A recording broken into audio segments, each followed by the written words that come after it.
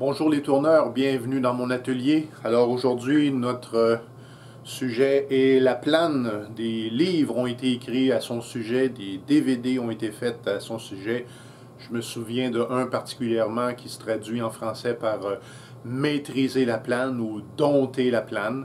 Alors, tout de suite d'emblée, on dit ceci, la plane existe en différentes largeurs, 12 mm, 23, 24 mm. Elle existe en différentes formes. Ce sont des planes ici, je vais dire rectangulaires, alors que celle-ci, elle est ovale. Ce n'est qu'une question de préférence. J'ai déjà dit dans une autre vidéo que quand j'ai acheté mon coffret original, Lee Vallée me donnait une plane ovale. J'ai travaillé avec, je n'aime pas, alors j'ai acheté les autres. Vous pourriez tout à fait être confortable avec la plane ovale. Il n'y a pas de souci, il n'y a pas de problème. On fait comme ça. La première démonstration que j'ai à vous présenter, ce n'est pas moi qui l'ai faite. Je l'ai prise sur YouTube d'un commerce américain qui a fait une vidéo. Donc, je vais vous présenter les images. Ils ont une caméra qui permet de voir très très près, ce qui n'est pas le cas de ma caméra à moi. Et puis, donc, c'est la méthode, je vais dire, classique. Donc, on regarde la vidéo et je fais le commentaire par-dessus. Je vous reviens après. Donc, à ce point-ci, une opération qu'on connaît bien. Je veux attirer votre attention sur le fait que la plane, elle a un biseau qui est arrondi. Ça, c'est un choix des tourneurs. Alors, pour réaliser cet arrondi, le tourneur doit déplacer vers la gauche et la droite sa plane légèrement, et puis ça va créer cet arrondi. Si on choisit d'avoir plutôt un biseau qui est droit, il s'agira simplement de ne pas faire tourner la gouge sur la plateforme. L'affûtage est très simple, comme vous le voyez. Il faut cependant rester vigilant pour s'assurer que l'angle du biseau ne change pas trop avec le temps parce qu'on n'a aucun repère pour l'angle. Alors, la méthode que j'utilise maintenant pour affûter mes planes, c'est la méthode, je vais dire, Eli Avicera. C'est un tourneur israélien qui a présenté sa méthode il y a quelques années aux États-Unis.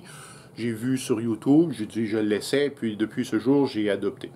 En fait, la méthode consiste tout simplement, vous remarquez, je n'ai pas de marque de meule prononcée, en fait, comme ça. Alors, comment on fait? C'est que tout simplement, on met l'outil sur la meule elle est ici, et puis au lieu de faire un mouvement gauche-droite, on fait un mouvement de va-et-vient de haut en bas, en présentant le tranchant et tout, et puis tout simplement, c'est la méthode que j'ai adoptée. Alors, vous devrez vous-même choisir entre la méthode classique ou la méthode que je vais appeler Avicera. Donc, je vous présente comment moi j'ai fait la méthode Avicera avec plus de détails que passé. Alors pour affûter, j'utilise la plateforme. Mon premier geste est d'approcher ma plateforme et de me placer ça ici à plus ou moins 1 mm de la meule. Ce n'est pas critique. Et puis pour m'assurer la répétitivité de l'opération, vous connaissez la stratégie. Je me suis fait, est-ce que vous voyez bien? Je me suis fait un gabarit. C'est donc dire que quand je suis comme ça, ma plateforme est donc ajustée. Alors, juste pour la curiosité, j'ai pris mon lecteur digital et quand je fais la jonction et l'angle, ça me donne 197 degrés. Alors, on a donc réponse à cette question. Alors, ça nous prend un mécanisme qui nous permet d'affûter la plane à répétition, à volonté, et pour que les angles ne changent jamais. Cet outil existe, il est approuvé par la NASA américaine. La géométrie de cet outil a fait surchauffer les ordinateurs les plus puissants de la planète. Et puis, vous devez absolument abandonner l'idée de vous fabriquer ce truc vous-même. Il vient avec un manuel d'instruction d'une 500 quelques pages, un DVD d'explication de 10 heures. Et donc, je vous présente cet outil extrêmement sophistiqué Donc, vous remarquez la complexité de cet outil. Comprenez pourquoi que les ordinateurs ont surchauffé. Je vous présente comment ça fonctionne.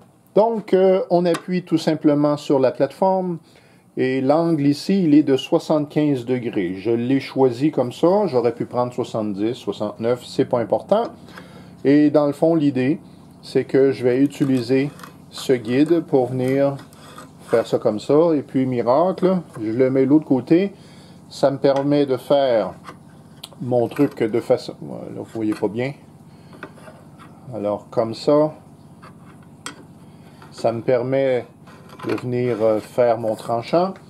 Ça fonctionne avec ma plane 20 quelques millimètres. Donc, ça va très bien. Comme ça. Et puis, voilà. Lorsque j'ai fabriqué mon gabarit, eh bien, évidemment, mes deux planes n'avaient pas le bon angle, n'avaient pas et tout ça. Alors, j'ai travaillé très longtemps. J'ai passé 30 minutes à la meule 80 pour arriver à avoir le profil final. Pour éviter de tenir ce truc tout le temps, vous pouvez utiliser ceci. Alors, c'est ce que moi j'ai fait. Donc, j'ai tout simplement fixé mon truc comme ça. Et puis, elle m'a rendu service parce que j'avais plus besoin de le tenir. Donc, j'ai mis mon Sharpie pour vérifier mes progrès.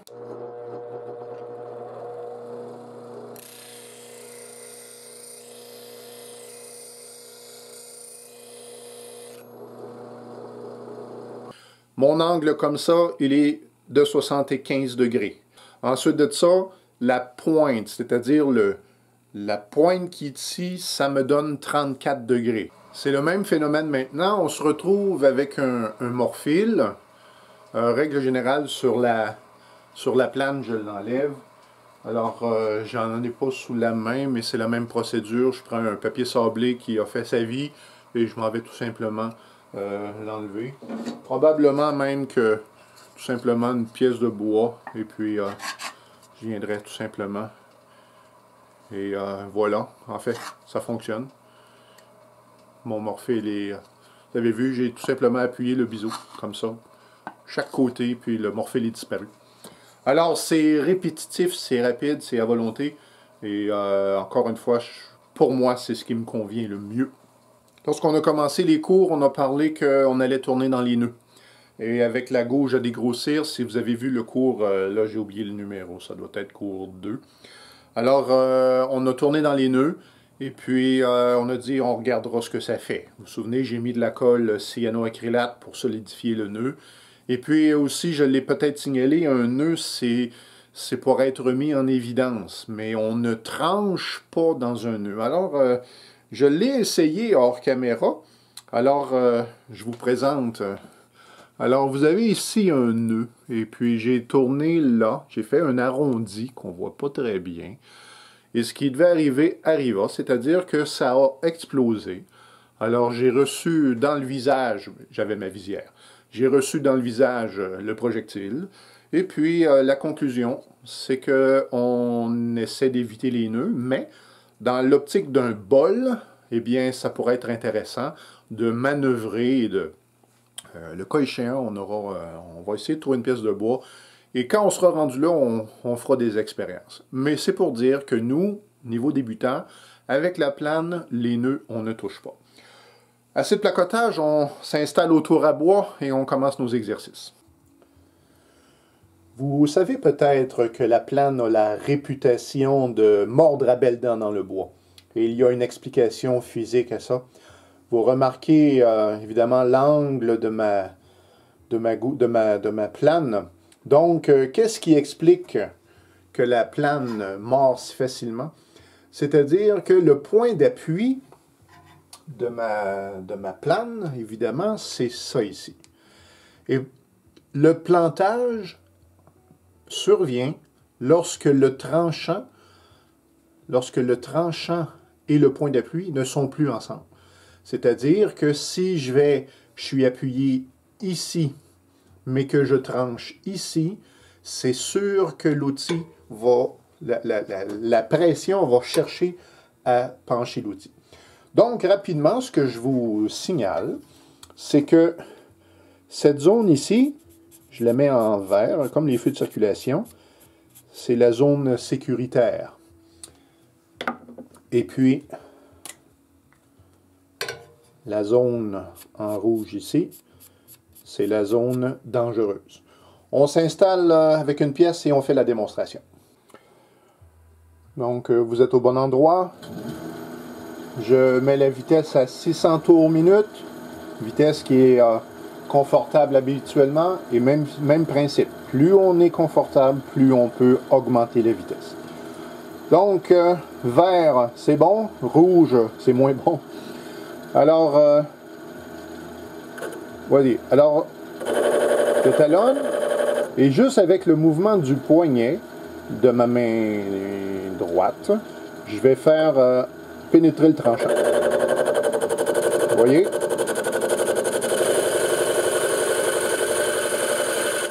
Et je peux prendre un outil, là. Pour moi, à mon sens, la meilleure coupe est à peu près ici. Donc, je vais jouer avec. Hein. On est là pour pratiquer, donc on joue. Donc, je vais essayer de rester dans le champ de la caméra, comme ça.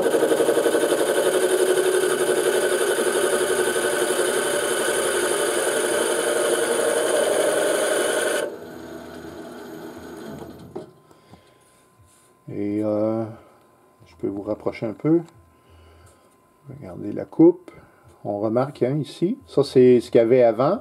Ça, c'est après.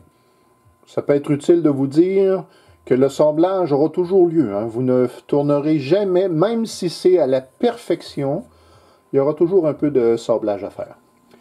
Alors, la grande question, c'est qu'est-ce qui se produit quand on va dans la zone rouge? On l'essaie.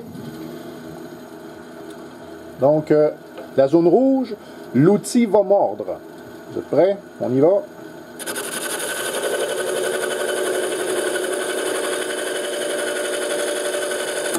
Et voilà.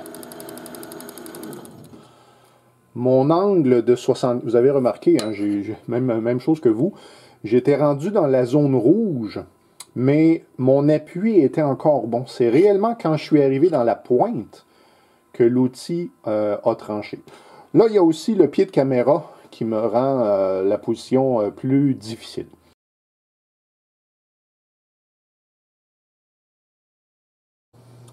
Donc, voici la manœuvre. Je suis en bout de fil. Ma pièce est solide.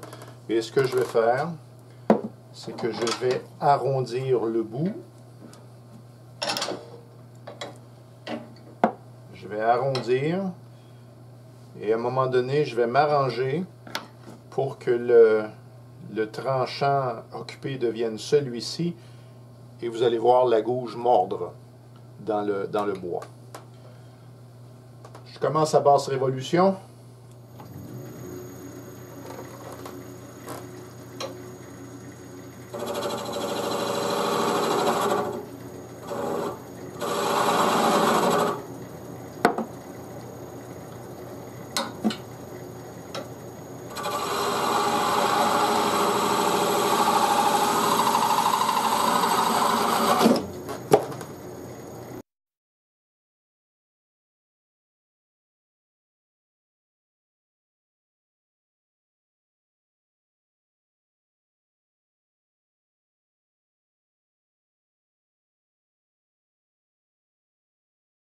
L'exercice numéro 1 que je vous recommande, c'est tout simplement de prendre une pièce de bois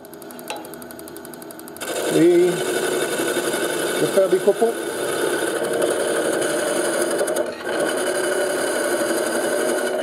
Regardez.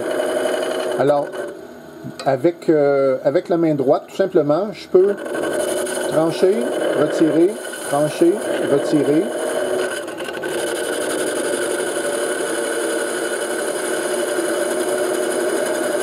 Et voilà. Bon. En fait, il s'agirait dans l'exercice de partir d'une extrémité de se rendre jusqu'à l'autre, là, on est hors caméra, et véritablement, de descendre. Le cylindre, là, on ne le conservera pas, on fait des copeaux, et puis, donc là, évidemment, j'étais placé de cette façon-ci, mais moi, je recommande pour la plane d'être capable d'être ambidextre, c'est-à-dire de pouvoir placer la plane sur les deux bords. Donc, il s'agirait de l'exercice d'aller d'un côté comme ça, on tourne, et on pratique, et on pratique, et on fait des copeaux, on fait des copeaux. Quand on est confortable, on augmente la vitesse. La plane est aussi un outil qui peut enlever énormément de matériel très rapidement. Alors, on n'est pas nécessairement toujours pressé, mais si on avait quantité... bref, la plane peut s'utiliser aussi la longue pointe en bas. Le principe reste le même. Quand le tranchant est en ligne avec mon point d'appui, il n'y a pas de problème. Alors, je vous déplace un peu. Et maintenant, bon, je peux augmenter ma vitesse. Je vais aller à cette vitesse-ci. Et je vais utiliser la pointe, la longue pointe en bas. Je suis à 1400 tours. Je fais attention. Longue pointe en bas. Contact.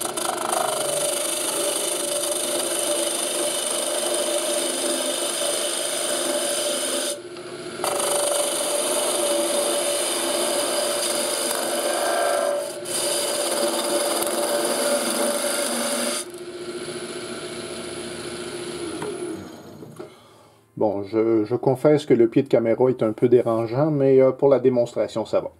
Alors, je vous suggère gauche-droite de cette façon, gauche-droite de cette façon, même phénomène, les deux côtés. Et juste avec ça, vous avez votre appropriation à faire. On passe à un exercice suivant. Donc, un cylindre plein, longueur à votre choix, préférablement porte-outil. La longueur du porte-outil, c'est plus facile. Donc, on l'a déjà fait. Deux doigts, une ligne, deux doigts, une ligne, comme ça. Et maintenant, je me mets comme ça. Vitesse confortable. Alors, l'idée, c'est qu'avec la longue pointe, on va aller pointer dans le bois. Vous voyez pas très bien. D'accord. Alors on s'appuie, porte-outil, et tout ce qu'on fait, c'est qu'on avance la pointe dans la ligne. Une, deux, trois, quatre. Ensuite de ça, 1 mm à côté, je représente ma pointe, mais je me dirige vers ma ligne. Démonstration. 1 mm à peu près. Alors, 1, 2, 3, 3. Et là, je vais aller 1 mm de ce côté-ci, même opération. Comme ça.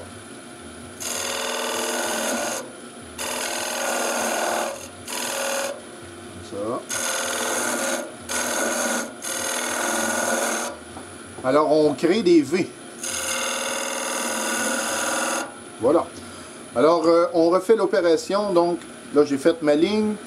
Je refais, je vais créer des V.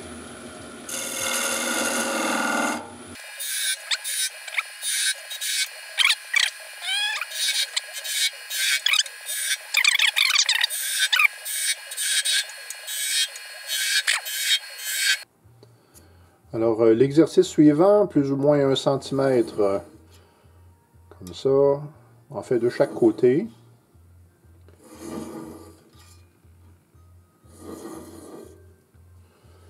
On vient tracer des repères. Et puis, avec la plane, on va utiliser la courte pointe, le talon. Et puis, on va venir créer un arrondi. Je vais commencer ici, je pense que vous voyez mieux. Donc, je vais... Et là, la hauteur du porte-outil, c'est subtil parce que ma pointe ici doit être capable d'aller dans le fond. Alors, il faut que mon porte-outil soit bien ajusté. Ce sera normal d'ajuster en cours de route. Alors, je me place à environ 600 tours encore, comme ça. Et puis, donc, contact, je recule.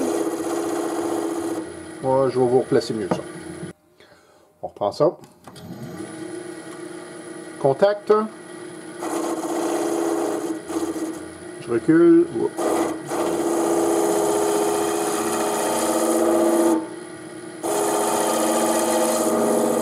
Et là, ici, ça sera important de bien ramener notre plane.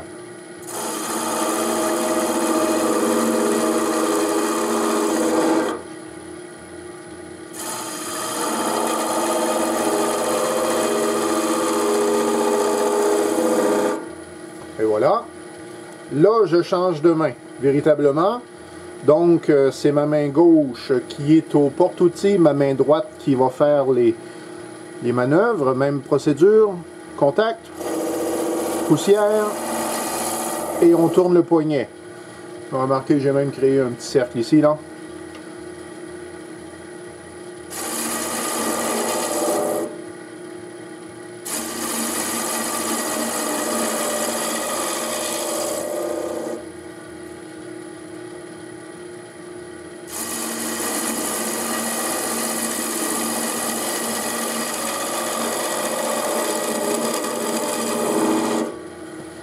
Voilà. Donc, le même exercice, position différente. J'accélère un petit peu la vitesse. Donc, contact. Et on tourne. L'idée n'est pas d'aller vite.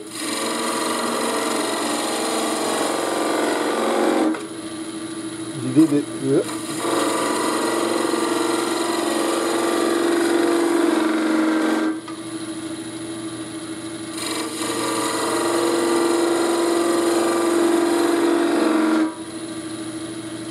Bon. Change de main.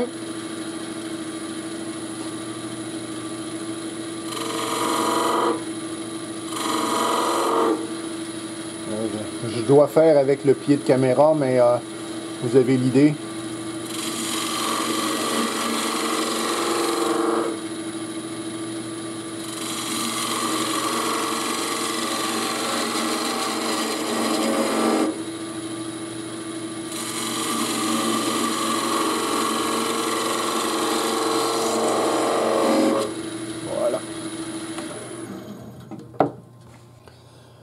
Donc, on devrait obtenir un résultat qui ressemble à ça. Là, vous voyez, il me reste une ligne ici. Je ne l'ai pas vue. Il faudrait que je l'enlève, mais c'est l'exercice. Le même exercice existe avec la longue pointe. C'est exactement la même procédure, mais on travaille plutôt avec cette pointe-ci. On y va.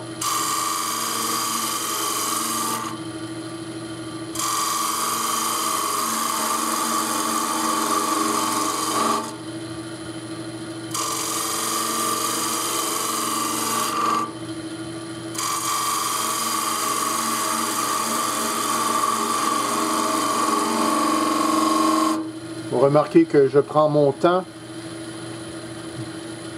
Même chose. J'ai encore changé de main.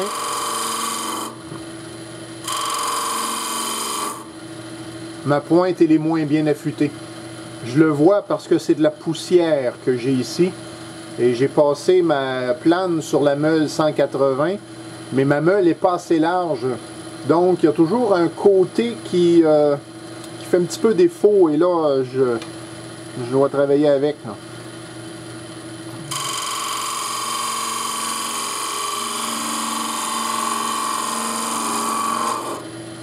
Alors, la seule chose que ça va me donner, c'est une moins belle coupe.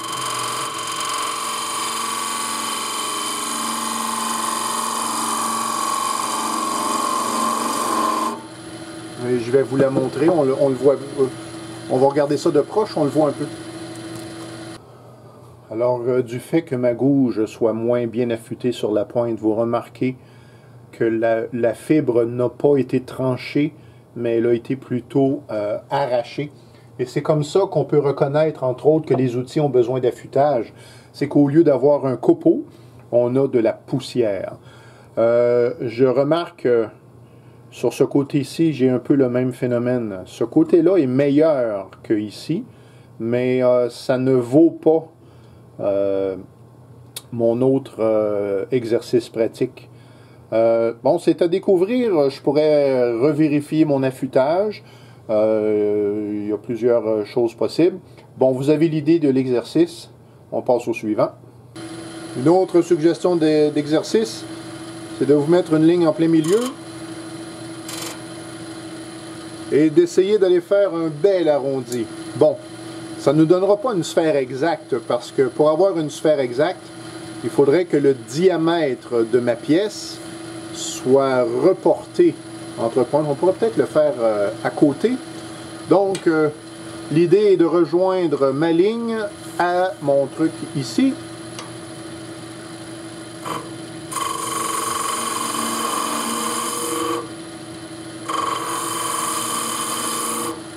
Bon, vous avez l'idée. En réalité, ça va me créer comme un œuf.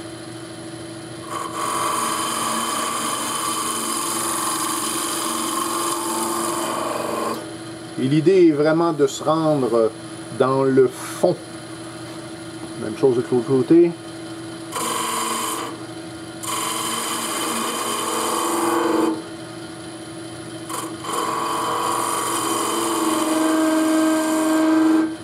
Vous avez entendu la vibration.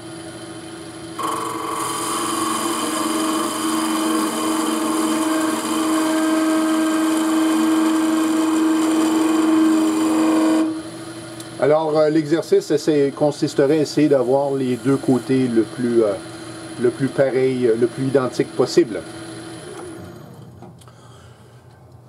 À l'occasion, je l'ai, je pense que je vais vous le montrer pendant qu'on l'a. Ce que vous voyez ici, vous voyez plusieurs, comme des micro-sillons, si on veut.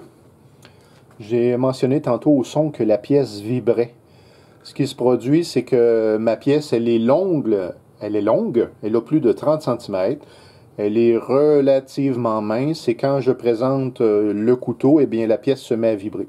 Et ça nous donne des choses comme ça.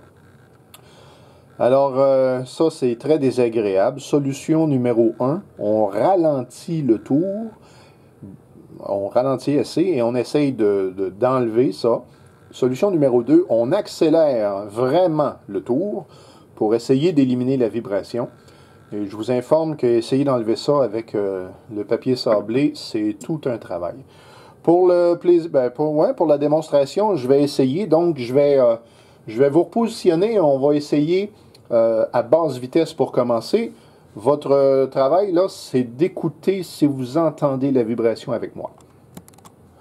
Donc, actuellement, je suis à 1400 tours. Je vais descendre à, je vais exagérer un peu, là, à 400, bon, 500 tours, à peu près comme ça. Donc, c'est ça ici. Alors, je l'essaie.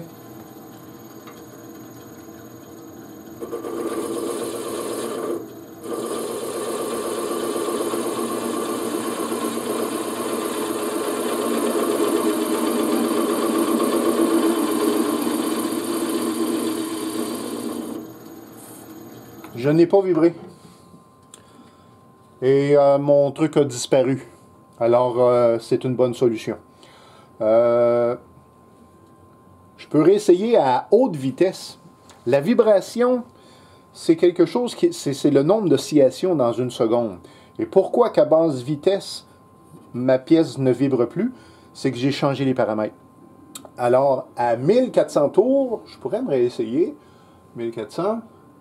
Je vais créer une vibration.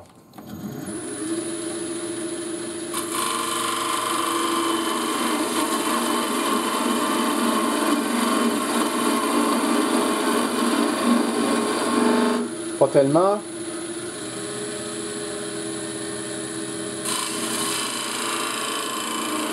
Ah! Vous entendez?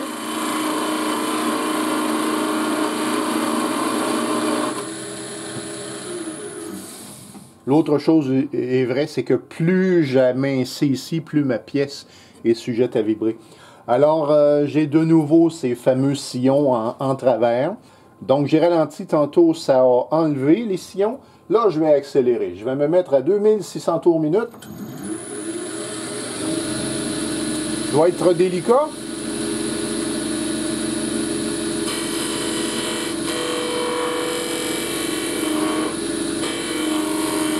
Ça vibre.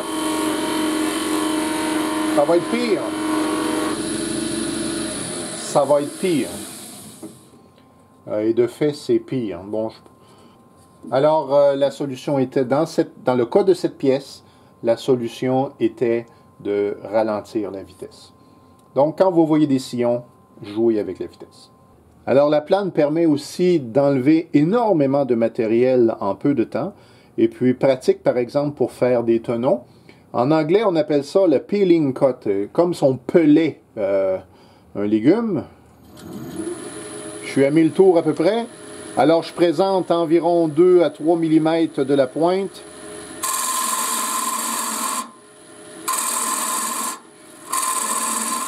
Et ça, c'est pas une coupe. Hein. Ça, là, c'est atroce ici, vous le voyez.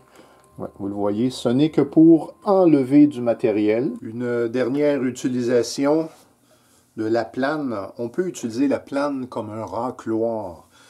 Ça peut arriver, par exemple, vous êtes très très proche de votre forme. Il manque un demi-cheveu à la perfection. Et puis, de faire une dernière passe pourrait tout mettre en péril. Et on le fait tous. Alors, la plane en racloir, c'est-à-dire qu'on met la plane carrément sur le côté comme ça. Et puis, on présente le tranchant de côté.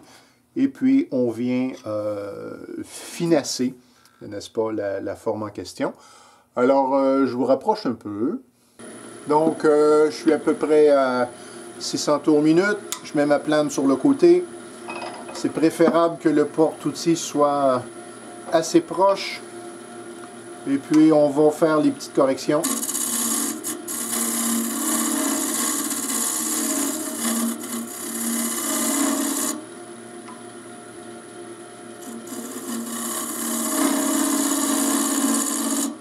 Vous entendez la vibration encore. Hein? Bon, général, ça fait pas une belle coupe nécessairement. Bon, on a du bois de construction, alors c'est encore pire. Sur du bois dur, ce serait certainement beaucoup mieux. Alors, dans un véritable projet, par exemple, vous auriez une forme à parfaire et puis des fois, dans les outils qu'on a, on aurait envie de recourir au racloir pour aller, pour aller faire une belle façade. Soyez informés que dans notre situation, de bois comme ça, là. Désolé pour la surexposition. Alors, le racloir ici ne fera pas toujours un beau travail. Vous allez obtenir la forme. Cependant, parce que notre sens de bois est comme ça, et que l'outil, il est perpendiculaire, ce ne sont pas tous les types de bois qui vont bien répondre à ça. Donc, je vous informe, les racloirs vont faire l'objet de vidéos aussi. Donc, ce qu'on dit, c'est qu'il y a un sens. Le bois, c'est un arbre qui pousse du sol vers le ciel. Et donc, comme ça, le bois, il a ses fibres. Et le tourneur doit respecter la fibre. Nous, on a travaillé avec la fibre, elle était comme ça. Hein, notre pièce de bois, ça puis ça, c'est pareil. Et ce qu'on a fait, c'est qu'on a respecté le sens de la fibre. Par exemple, vous avez déjà travaillé avec un rabot ou un ciseau à bois? Vous pourriez me dire dans quel sens ça va couper fantastique et dans quel sens ça va mal couper? Eh bien, la réponse, c'est que si je coupe dans cette direction-là, mon rabot va faire une finition superbe. Mais si je vais dans l'autre sens, ça va être impossible. Ben, impossible. Ça va être très, très, très difficile et la surface. Et la raison qui explique cela, c'est que une fibre qui est coupé, mais supporté par une fibre qui est légèrement plus longue, va toujours donner un beau résultat, et l'inverse est faux. Alors, si je prends mon outil et que je pars d'ici et que je m'en vais comme ça, c'est formidable. Et si je fais l'inverse, si je pars d'ici et que je m'en vais comme ça va être horrible. Donc, il nous faut respecter le sens de la fibre. Dans son livre, Richard Raffan propose un exercice, je vais l'appeler de synthèse. Donc, on a fait la gouge à dégrossir, le troncoir, coupoir, gouge à profiler, plane. Et voici un exercice de synthèse. Je vais essayer de... Regardez ça. Je vous encourage à faire un print screen, un sauve-écran, une photo de votre téléphone. Vous avez toutes les formes possibles. Et il reste finalement dans quel sens on va couper la fibre. Et dans la figure, le sens est représenté par les flèches rouges. En dessous.